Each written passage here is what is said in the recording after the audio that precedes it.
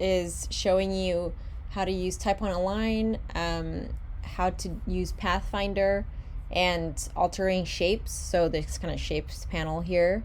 So I'll show you that right now. So the first thing you might want to do is, if you want to do type on a line, you have this line tool. So this line tool allows you to just draw a line. So what I have to do is go over here on the left, click line tool, and then hold and drag.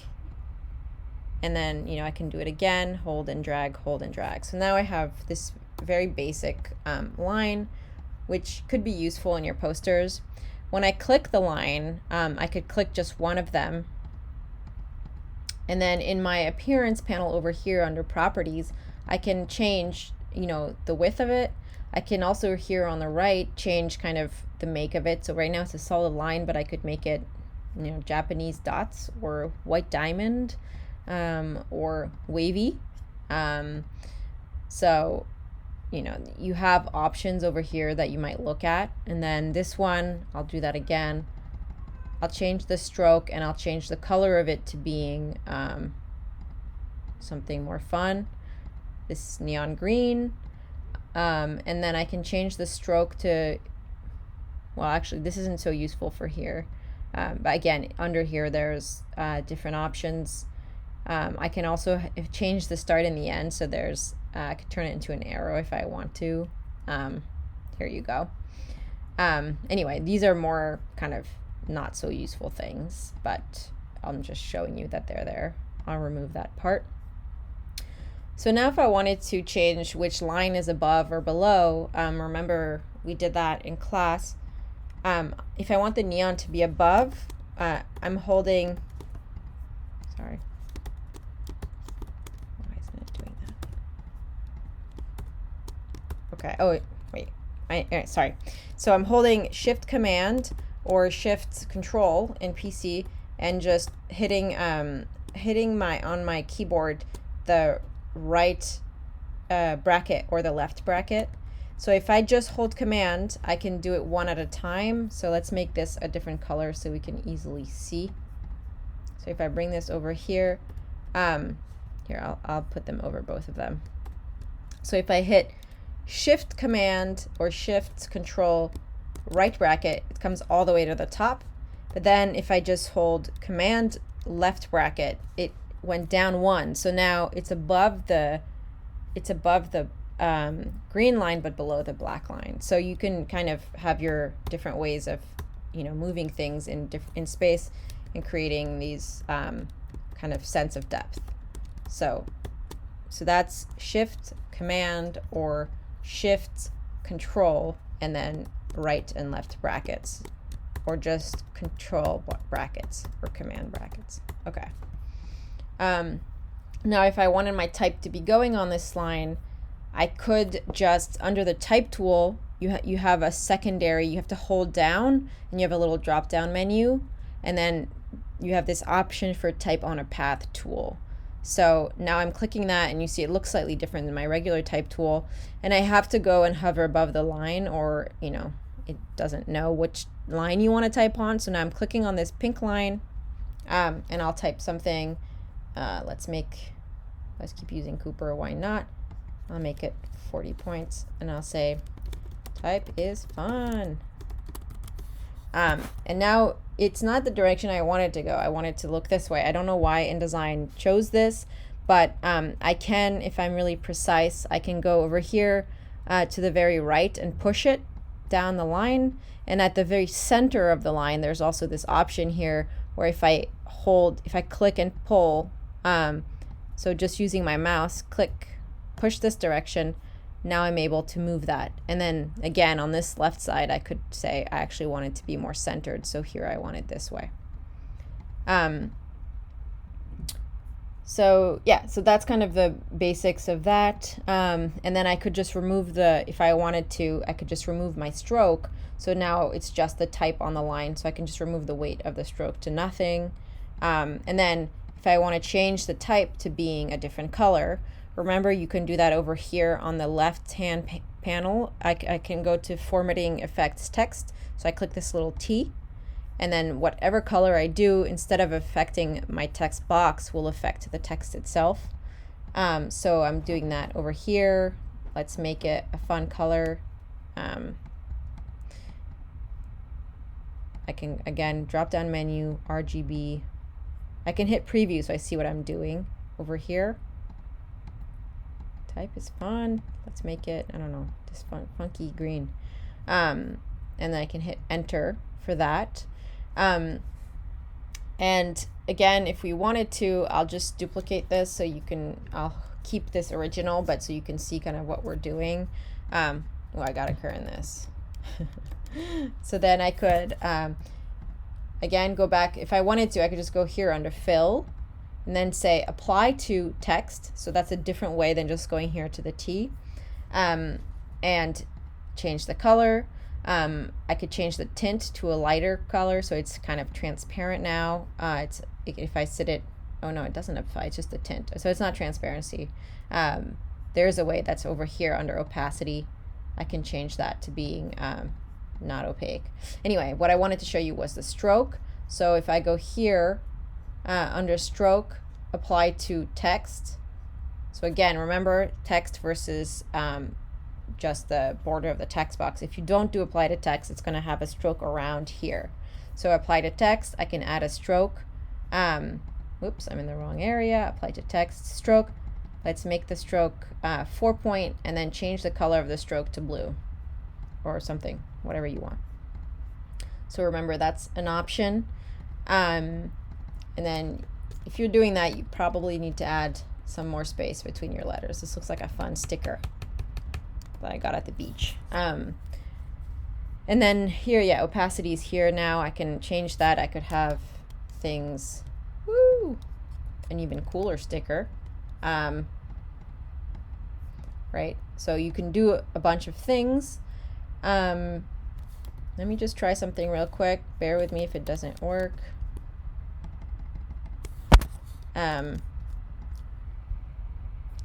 Under object effects, you have actually a bunch of effects. Transparency, one of them is drop shadow. So be aware when doing this because it can be really terrible, but just know that you do have these options to create drop shadows, I could make the size of it bigger or smaller, the distance of it be different. So, you know, there could be instances in which in your poster you actually want to have the shadow because that's your concept. It would make sense for it to be shadowy. There's also other ones like inner glow, bevel, and emboss. If you look at it, it looks like it's embossed. And I can change the color of the shadows in my emboss. So you can go in and, you know, really play around with what you're doing there. But I wouldn't want that to take over the focus of actually designing the poster. So I'm just showing you that it's there. Sorry, my cat's crazy in the background.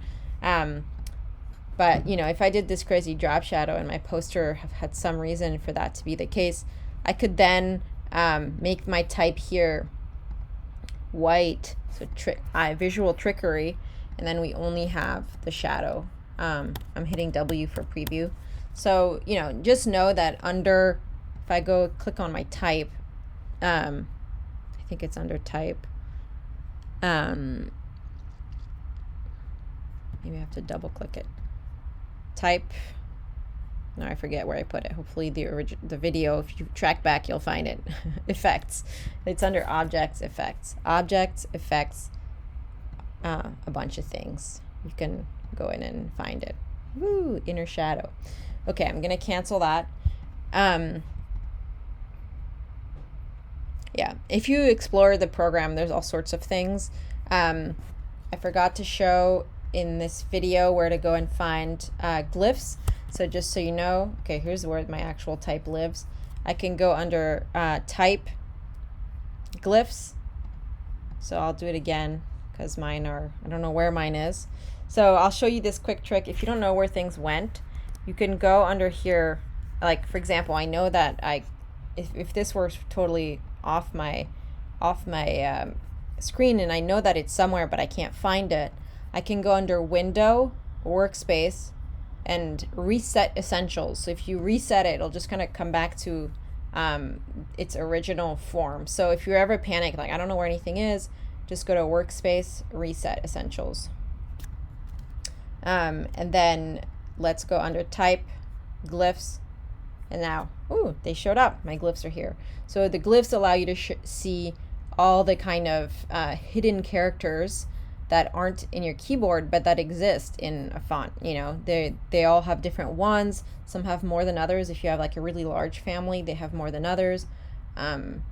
Here's the dagger and the double dagger. Those are like extra asterisk type things. Okay, I gotta move. So my line was now too short to add this dagger. So you'll have to figure that out. Message me if you can't. But you know, euros, whatever, other things.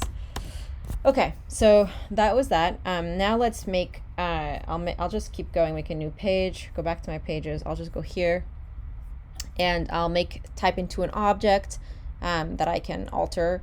So here we go. I'll make, I'll just do 200 points and let's do it different than Cooper because, you know, this one's funky too.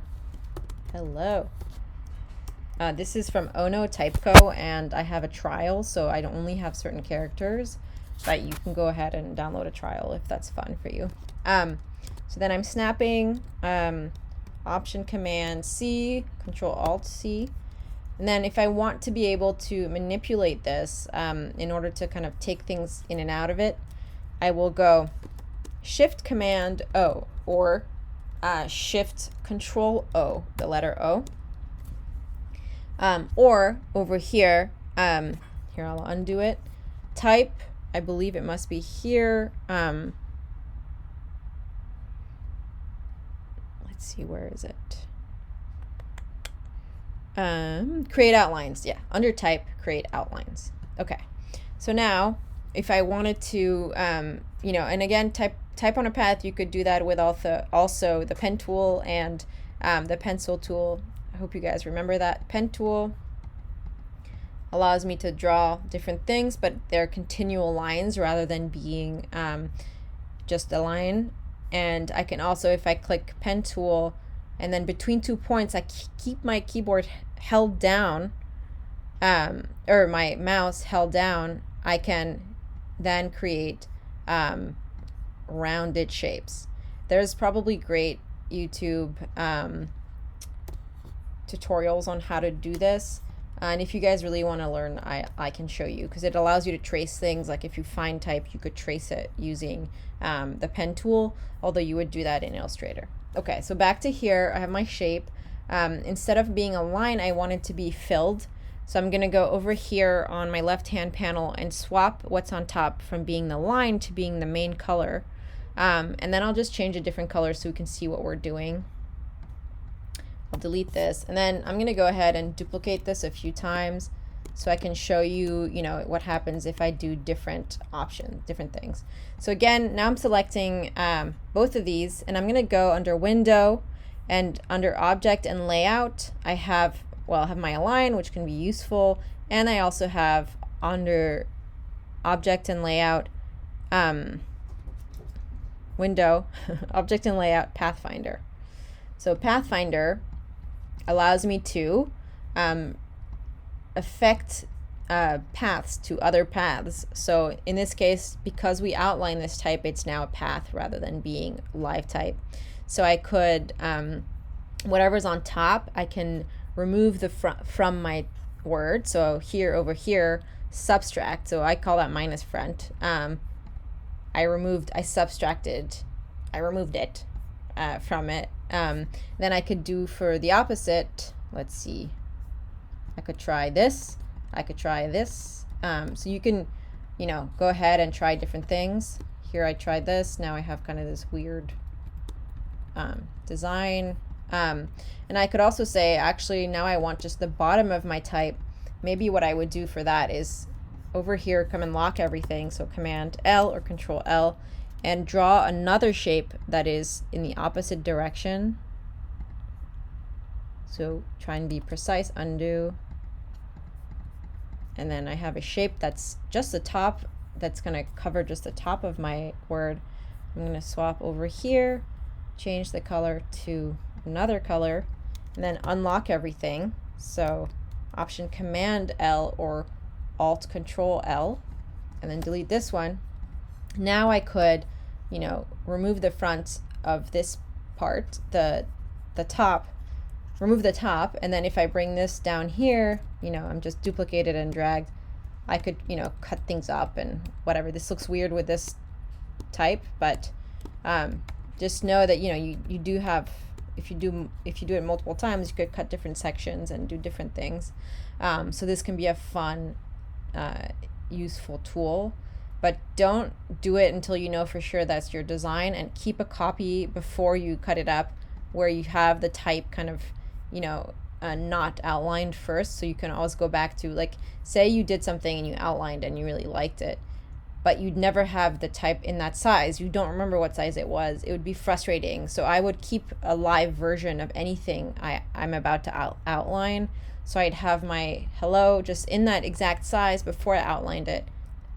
Still live text, duplicate it, and then outline that so that I have, you can even keep it like on the side where it's invisible, but just keep things around, like keep them in your palette. Okay, so that's outlining.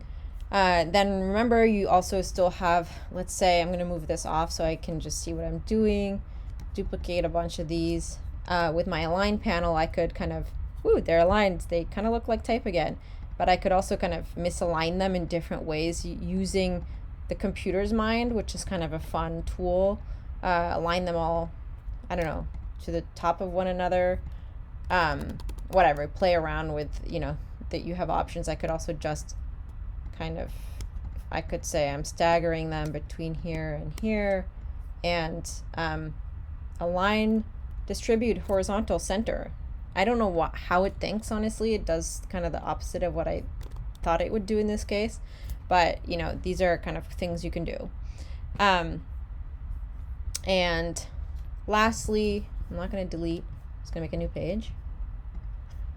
Just remember with your circles, if you, or your rectangles or anything like that, you can alter the borders of them. So I'm going to do a fill of any color. And remember that you can go here under the corner panel. So you could either change to fancy, and then your rectangle is a fancy rectangle.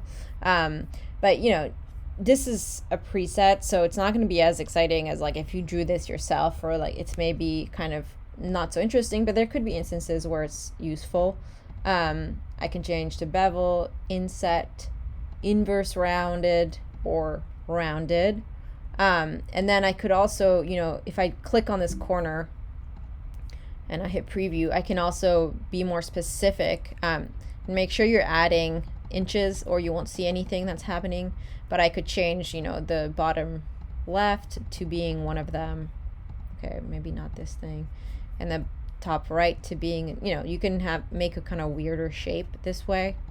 I'm not exactly sure what you would use that for in this instance, but just letting you know that it's there. Okay, and then you could also add a stroke to that right here. Applying it to the frame, and my stroke could have wiggly lines if I wanted to.